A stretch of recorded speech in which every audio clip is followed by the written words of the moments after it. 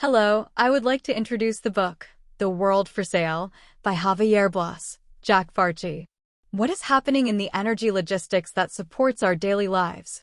This book provides an in-depth look at the energy logistics market, which is not often covered by the media and is often unknown, even to those in the industry. This book is worth reading because energy issues are being discussed now more than ever before.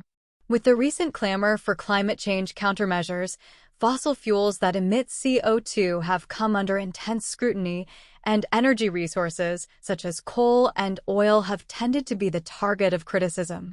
There is a group of energy-related companies that are expanding their trading volume and achieving the highest profits in spite of such public criticism.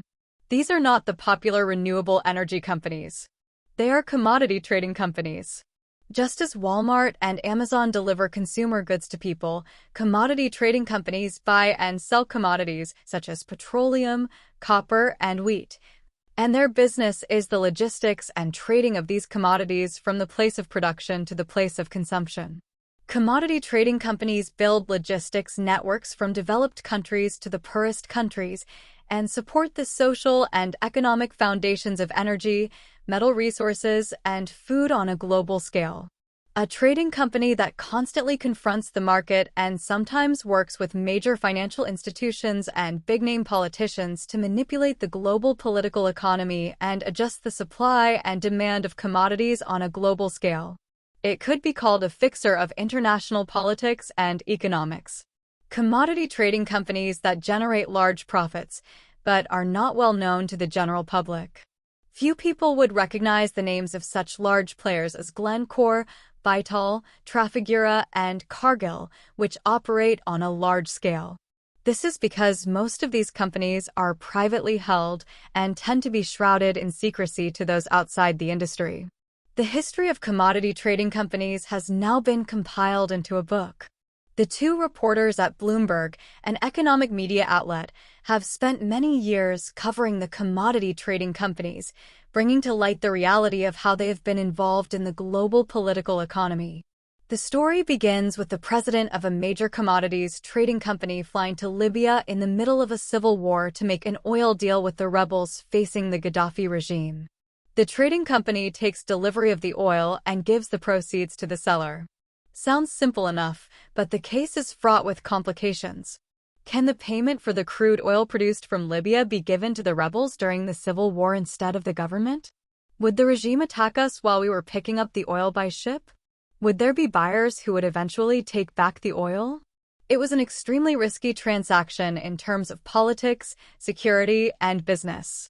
As a result, the trading company successfully transported the oil, provided military funds to the rebels, and delivered the oil to consumers. For the company, it was a risk-taking and profitable business, but from an international political perspective, it was also a historic transaction that led to the overthrow of the Gaddafi regime in Libya.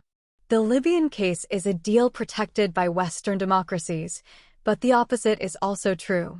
It is less politically ideological, helping to sell Iranian oil at a time of standoff between the U.S. and Iran, and helping to finance Russia in the face of rising tensions between the U.S. and Russia. Commodity trading companies have also been active in buying and selling in Iraq, Kurdistan, Iran, South Africa, Congo, Angola, Cuba, Kazakhstan, and other countries where major companies tend to hesitate to do business. Because they handle strategic commodities and handle huge sums of money, commodity trading companies have a great deal of influence on the international political economy. In 2010, when drought became a problem in Russia, the largest wheat exporter in the world, commodity trading companies advised the Russian government to ban exports. When the Russian government announced the export ban, wheat prices soared worldwide, and commodity trading companies profited greatly from the futures contracts they had prepared in advance. However, this price increase spilled over into higher food prices in the Middle East, North Africa, and elsewhere, leading to the Arab Spring, a cross-regional anti-government protest. And this led to the oil business in the aforementioned Libyan civil war. Although not directly, the impact of commodity trading companies on the Arab Spring is not small. This book describes how commodity trading companies have been able to stand up and conduct business in the global political economy while delving into these specific cases. The book tells the story of helping an oil-producing country, which had been controlled by large Western corporations, to become self-reliant. The story of helping communist countries attract funds from capitalist economies. A story about helping China and other developing countries, such as the BRICS, grow their economies. It has promoted the linking of primary commodities to financial futures and has connected sellers and buyers as the darling of globalization. Commodity trading companies trade globally in strategic commodities that are important to the social economy.